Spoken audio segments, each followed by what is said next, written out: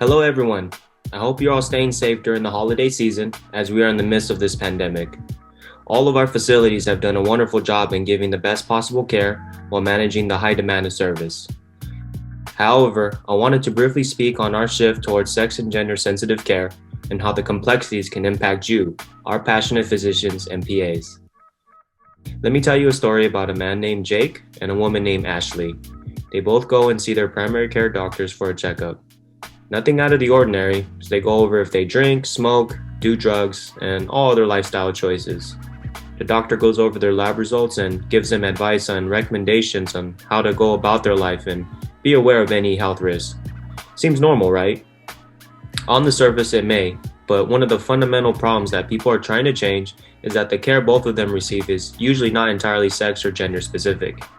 Before we get into that, let's talk about sex and gender differences.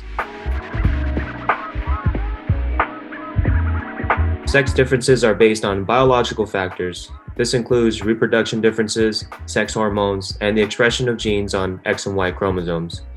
By these inherent differences, you may know that men and women react differently to certain types of diseases, drugs, and many other health outcomes.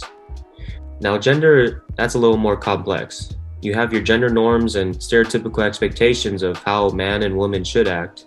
One might be a man's inability or reluctance to show sensitivity and be vulnerable. That could be a problem, as an unwillingness to admit weakness may prevent men from taking health promotion messages seriously or from consulting a doctor when needed. But the caveat to gender is that it is associated with behavior, lifestyle, and life experience. It is one that is socially constructed and influenced on each of us from the moment we're born to our eventual death. What this also means is there are people who may identify with the opposite gender or an entirely different one altogether. This is important to remember because their behavior and risks may be different than a cisgendered patient, but risks associated with sex may still be the same. Now, many health risks for males can be associated with their behavior. In general, men participate in behaviors that lead to higher rates of injury and disease. In most societies, the traditional role of being the provider has put men at a higher risk of dying prematurely from occupational accidents. Compounded with these potential workplace risks, many men also feel the urge to engage in risky behavior in order to prove their masculinity. This equates to men being more likely than women to be murdered or to die in a car crash or dangerous sporting activities. In most societies, they also are more likely than women to drink excessively and smoke, which only increases their biological predisposition to early heart disease and related problems. They also tend to eat more unhealthy diets. However, it needs to be understood that anatomy, hormones, and genes also play a role in most health risks. While women's bodies tend to be pear-shaped, men's bodies are generally apple-shaped. When women gain weight, it often lands on their hips and thighs, while men usually around the middle. We know this type of fat, called visceral fat, is a health disease risk that usually isn't shared among women. Women may also have an added barrier by the effects of estrogen. So let's go back to our story of Jake and Ashley, but now they identify as the opposite gender. Understanding that she still has male sex organs is still important to advocate preventative care for testicular cancer and, depending on the age, prostate cancer.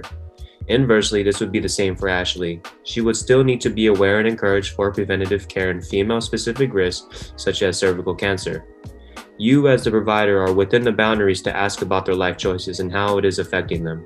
They may be more likely to face discriminatory or hateful speech and actions, so it is very important to handle these interactions with care and consideration. Your personal beliefs about their life choices should never dictate the quality of care they receive, but it should influence your decisions in determining what will best serve them.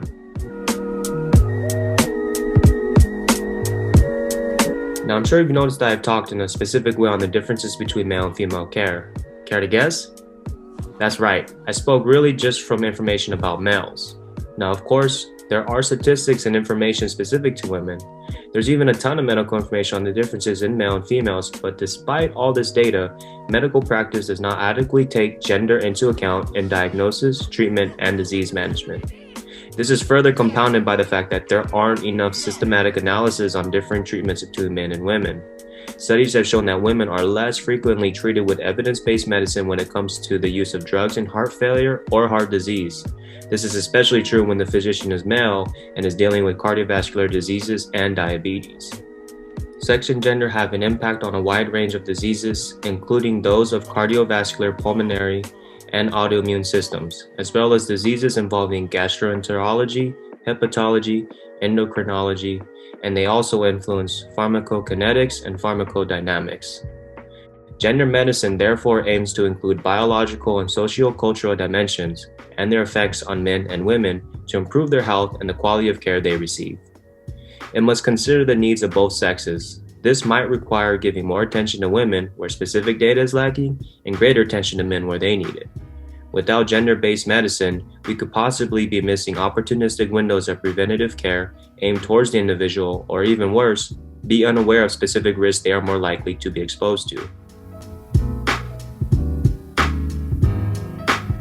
The most direct way of putting it is to simply promote gender-sensitive care.